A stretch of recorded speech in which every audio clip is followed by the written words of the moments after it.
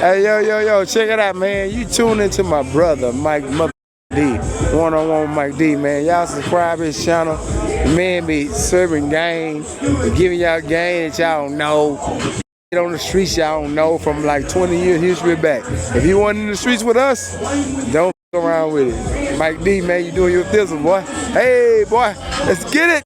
Get your money. Get your shit up. Yeah. Mike Dizzle. Southside player. Bye, boy. know, the music business changed in 2007, 8 when we went from selling CDs wholesale, $7 a CD, to making pennies on a download. And so Bernard, at that point, we had a studio that was operational, and we were making good money doing studio time and selling tracks, but our main money came from selling CDs. And now when you're not making that, $200,000-$300,000 every quarter, you got to do something else. And so from one of our last little bit of money from Electra, we went and opened up a grow house. Somebody that I had known knew how to grow weed, and not only grow weed, but grow some really good weed. And so what ended up happening is from that one little grow house, it expanded to that. At the time of my indictment, my federal indictment, we had 21 grow houses. Oh my! So things started to escalate very quickly. When you have really good product, and the streets know about it, it moves very quickly. And what you think is a lot is not a lot. So in order to get 20 pounds a week, that's only one house that can produce that. So in order to get 20 pounds a week, you need a minimum of 12 houses because it takes 90 days for the weed to grow from clone to bagging it. So in order to come down with one 20-pound group a week, you need a minimum of 12 houses. And so we couldn't sell weed fast enough. 20 pounds, just between me and you, Mike, we could move 20 pounds in a Friday night. What year is this? This was 2007, 8, What 9, year is it 10, now? 11, 12, 2011, yeah. What year is it now? It's 2026. So that's what we're looking at. What? And I was like, Hey, bro, I came and got 20 pounds a week. I mean, those were the You days. guys had to make sure it was a statute of limitation. So I can just imagine, oh my God. I mean, me and Gutter come through and grab a dub. Yeah, so those were the days of the $1,400 quarter pounds. The what I just finna say. 125 sevens. The $450 ounces. Those were those days. When hey man, we literally come get a QP from bro to have a zip to smoke. That was my mission before I started really coming heavy. Hey, now I'm five for real. I got the all.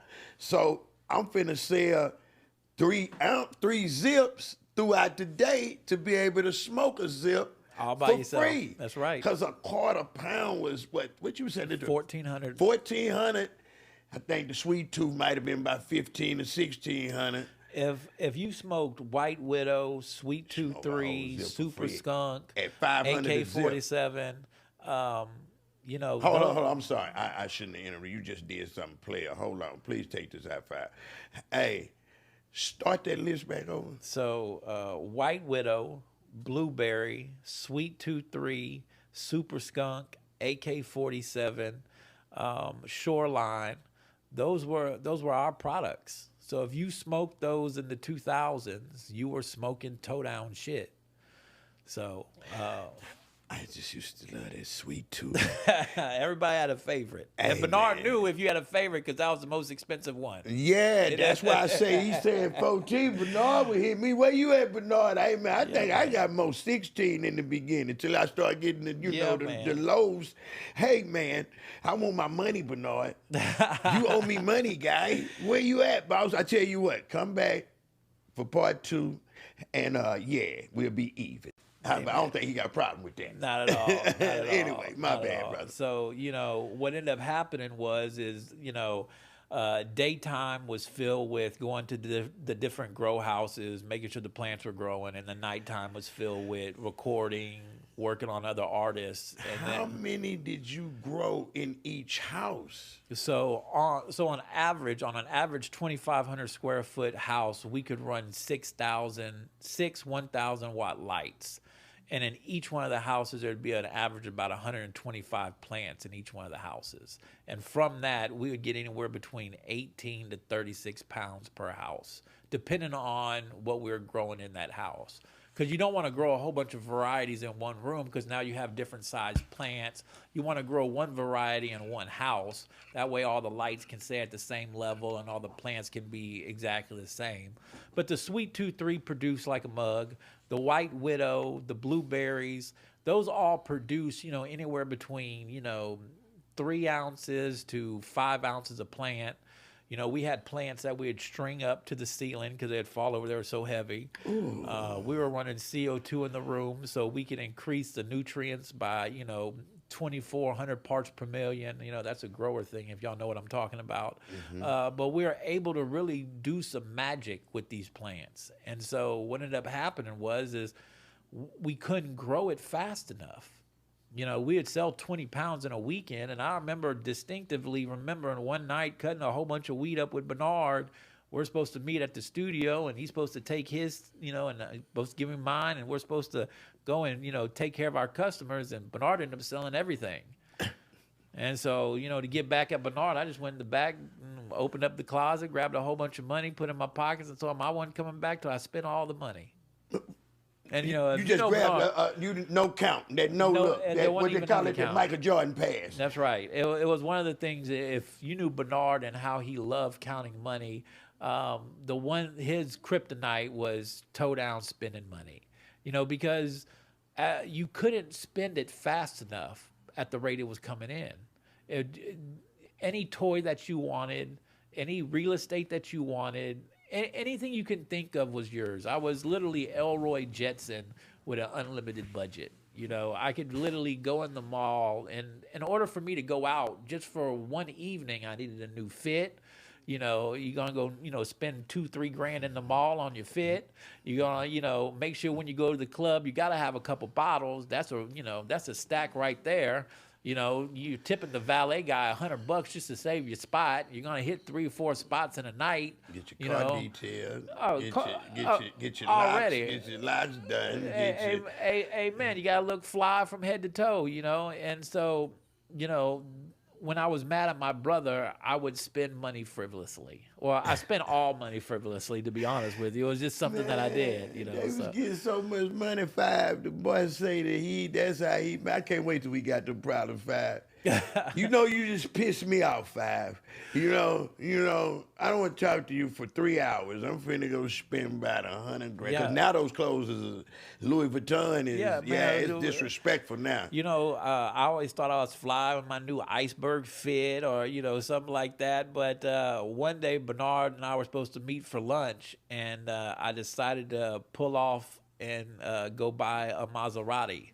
And when I pulled up to lunch, I was in a brand new Maserati with red guts. And Bernard was like, take it back. Back now. I could hear him. I know he lost his mind. I know he went crazy. I know he came with, are you fucking crazy? That's right. We're going to jail. And I told him, I was like, hey, man, rich people don't go to jail. I was telling him that. And he was like, you know what, you're right, but stupid people do, And so what ended up happening is, federal cases aren't built on investigation. They're built on snitches.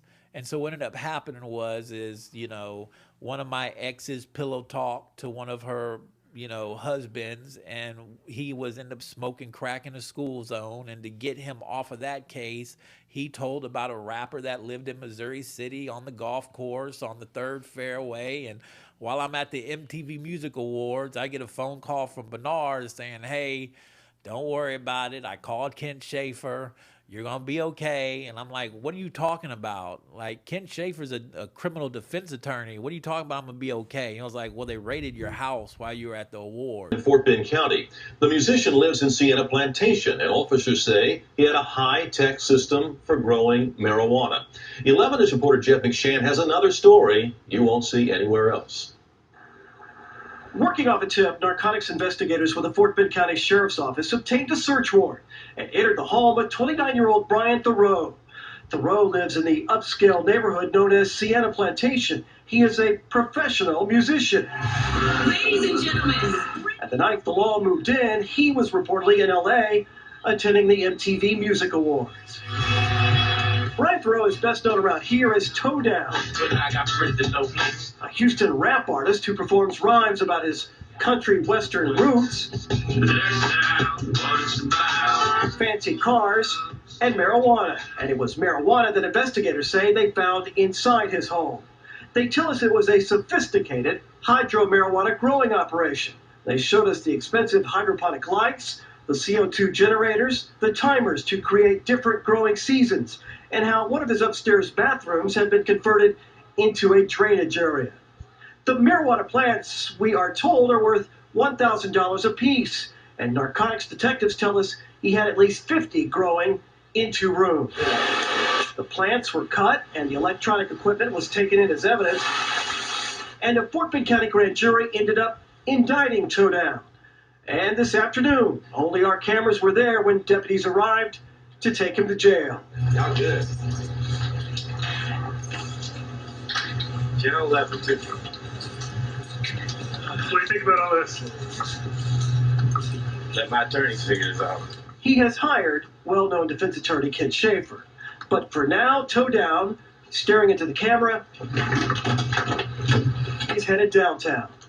Jeff McShann, 11 News. And so that just kind of blew my whole weekend and my vibe. Like, am I going to go home and get arrested at the airport? Are there going to be TV cameras everywhere? And when I came back to Houston, it was crickets. We came back in on a late flight from LA, and there was no, cars waiting for me, no police cars, none of that stuff. You went back to your house? I went back to my house, and my maid at the time was so amazing. When the cops raided the house, she went in there afterwards and started cleaning everything up. Oh, so she was, shout out to her, But so I get back home, and I'm literally in my house for 3 months before I get a knock on the door. And so, You were scared to leave, too? it wasn't I was scared to leave. I knew something was coming. Kent Schaefer would call weekly to the Fort Bend Sheriff's Office and say, hey, are you going to arrest my client? If so, I'd like to bring him in. And they're like, we're going to do it on our time, because they were building their case. They didn't know, and so they wanted to make sure that, they had the TV cameras out, and sure as shit, one day I get a knock on my door, and Took your cameras? they took everything. So what they did is, when they did the investigation, when the feds did the investigation, they put cameras on top of the light poles. So we're thinking we're being slick, hopping from car to car in all these underground parking lots and swapping out here and swapping out there. Meanwhile, they're watching everything from video from these cameras on the light poles, and they're tracking Little Flip's Maybach. They're tracking Wayne's cars. They're tracking all these stars. So when I get arrested, they're like, tell us about your friends. I'm like, man, I don't even know what you're talking about. So they wanted me to kind of put other people under the bus, and I just wasn't willing to do that. Yeah, all they did is come get something to smoke on. Are they crazy? Well, then, did they know the magnitude of the other houses, or they just knew So about yours? what they end up doing is they would end up tracking the license plates from car to car. And they would end up following some of the growers that would come in, and they would follow them back to those houses, and that's how they got the other houses. So from one snitch, it led to this, mega arrest where they arrested 7 of us at the same time. Jimmy too, right? Jimmy was on a different case. Okay. Yeah, okay. Southside Jimmy. Southside Smoke Yeah, Shop Jimmy used to come by. White shoes, Jimmy. Yeah, Jimmy used to come by, and he used to pick up 10, 15 at a time. That boy was he was smoking. nice. He was nice. For some reason, I thought y'all were it's all good, but Yeah. rest in peace, Jimmy. That's why. Southside Smoke Shop was a staple on the South Side, and Jimmy was a great client for many years. Good dude. He And followed your blueprint to the T, because Man. you were his everything.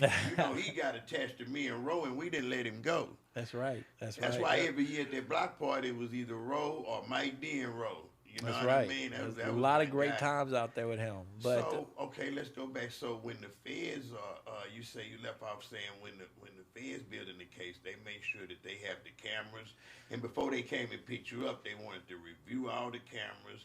They wanted to make sure that it was rock solid. yeah, the feds So don't take pick us up. from there. Yeah, the feds don't pick up a case unless you're going to get convicted. And what they do is they go to each person that they arrest and they say, hey, listen, we're going to attach the brother's weight onto your case if you don't start talking. And you're looking at 40 years. Because back then in the feds, everything is done on a chart. So your criminal history plus what you were caught with equals somewhere on this chart. And so what they were able to say is, hey, listen, there's a mandatory minimum of 10 years on all the charges we're about to charge the Terrio brothers with. Because they called us a drug trafficking organization. Yeah, I want the news. I know five. Don't Yeah, that. man. You got to put that in here. Yeah, so when they arrested us, you know, we were just a couple homeboys growing weed. But when the feds say it's a drug trafficking organization, and they're charging Bernard with 4 points for leader and organizer, and myself as a leader and a manager of this stuff, and we're like, no, man, we're just a bunch of potheads that like to grow weed, And so what ends up happening is they turn these friends of yours into snitches. So out of the 7 people on my case, 5 of them turned federal witness. Oh, my God. So, you can beat 1 snitch at trial, maybe 2 snitches, but you're not going to beat 5 of them. And so, at the end of the day, it's like, well, who am I going to tell on? I'm going to tell on my brother? It's like, no, I'll just sit quietly and do my time. I mean, they told me the worst I could get was 36 months. I didn't know I was going to end up with an 87-month sentence, I was like, I'm gonna be out of here. I do the drug class. I'll be out in a year. That's what my mindset was, But when the judge smacked that gavel and it was 87 months, I was like, how much time is that? So that's a little over 7 years. Oh my God. Yeah. And you expecting to do how many? Well, at the Fed, you got to do 80% of your time.